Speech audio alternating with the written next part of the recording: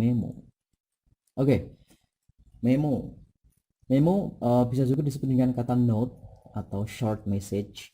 Jadi ini sebenarnya fungsinya hampir sama seperti kita menggunakan SMS itu ya. Jadi SMS sendiri itu kan kependekan dari short message service. Jadi hampir sama lah memo dengan SMS. Tapi bedanya ketika memo it's kind of writing. Jadi dalam bentuk tulisan ya. And it also has a structure, dan juga punya struktur, walaupun sebenarnya strukturnya sendiri itu antara satu format dengan yang lain itu berbeda-beda dan tidak ada kata salah ketika kita membuat sebuah memo gitu ya. Okay, the definition is a short message sent from one person to another in the same organization. Jadi sebuah pesan pendek yang dikirim dari satu orang kepada orang lain dalam organisasi yang sama gitu. Jadi organisasi sama ini otomatis dalam artian kita sudah saling mengenal gitu ya.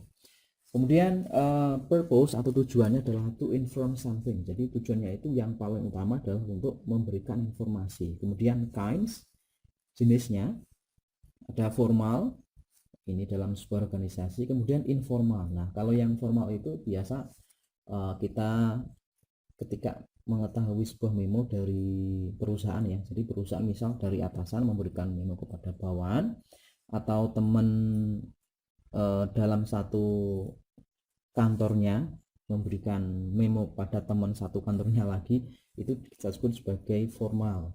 Kemudian kalau informal, it's outside of organization. Jadi itu di luar dari organisasi atau di luar dari perusahaan. Misal kita memberikan memo kepada ibu kita memberikan pesan atau memo kepada saudara-saudara kita dan seterusnya, atau teman-teman juga boleh di sini ya. Nah untuk strukturnya sendiri ini terdiri dari heading, kemudian content, dan juga closing. Jadi heading itu yang bagian paling atas, paling awal. Kemudian ada content adalah isinya, kemudian closing adalah penutup. Nah masing-masing bagian ini pun sebenarnya tidak ada kata salah ya ketika kita membuat. Jadi heading itu banyak sekali. Ada terkadang memberikan tanggal, ya ada date, kemudian kepada sendernya siapa yang mengirim dimasukkan heading, kemudian kontennya pun terkadang juga macam-macam. Nah kita nanti bahas sama-sama.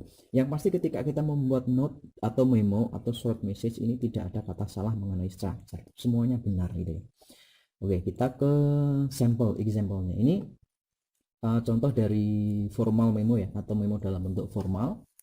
Ini ada headingnya ini di atas ini ya, ada to, from, date, subject, kemudian bawahnya ini adalah content atau isinya, kemudian bawahnya adalah closing di sini ya. Ini salah satu form atau bentuknya dari memo yang berbentuk formal. And this is the example of informal memo. Jadi ini adalah contoh dari memo dalam bentuk informal. Di sini juga strukturnya sendiri pun juga ada tiga sini, ada heading, kemudian content, dan juga closing. Di sini pakai heading walaupun sederhana, hanya menggunakan kalimat my dear Tommy, tapi itu sudah mewakili sebuah heading. Kemudian ini kontennya after having lunch, do your homework, and take a bath. Ini jadi kontennya seperti ini. Don't forget put the key under the pot before going to your music course, your mommy. Jadi ini kontennya, kemudian closingnya adalah ini, your mommy. Ini sudah cukup mewakili sebuah sing di sini.